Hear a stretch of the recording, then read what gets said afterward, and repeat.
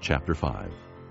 Afterward, Moses and Aaron went to Pharaoh and said, "This is what the Lord, the God of Israel, says.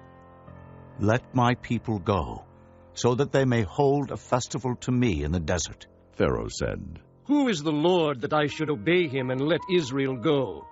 I do not know the Lord, and I will not let Israel go." Then they said, "The God of the Hebrews has met with us.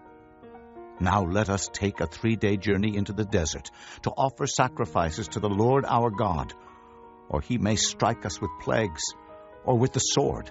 But the king of Egypt said, "Moses and Aaron, why are you taking the people away from their labor? Get back to your work." Then Pharaoh said, "Look, the people of the land are now numerous, and you are stopping them from working." That same day, Pharaoh gave this order to the slave drivers and foremen in charge of the people. "You are no longer to supply the people with straw for making bricks. Let them go and gather their own straw. But require them to make the same number of bricks as before. Don't reduce the quota. They are lazy. That is why they are crying out, 'Let us go and sacrifice to our God.' Make the work harder for the men so that they keep working and pay no attention to lies." Then the slave drivers and the foremen went out and said to the people, "This is what Pharaoh says. I will not give you any more straw. Go and get your own straw wherever you can find it. But your work will not be reduced at all."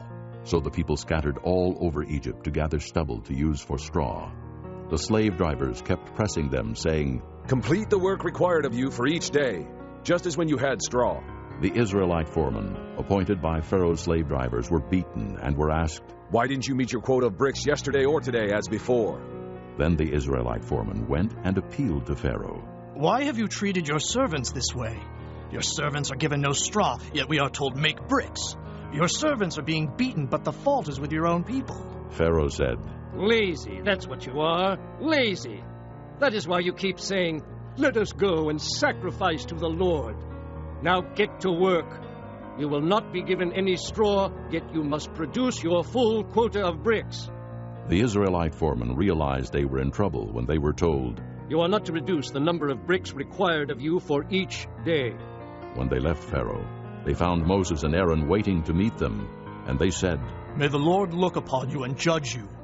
You have made us a stench to Pharaoh and his officials and have put a sword in their hand to kill us."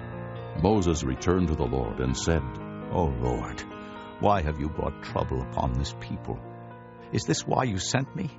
Ever since I went to Pharaoh to speak in your name, he has brought trouble upon this people, and you have not rescued your people at all.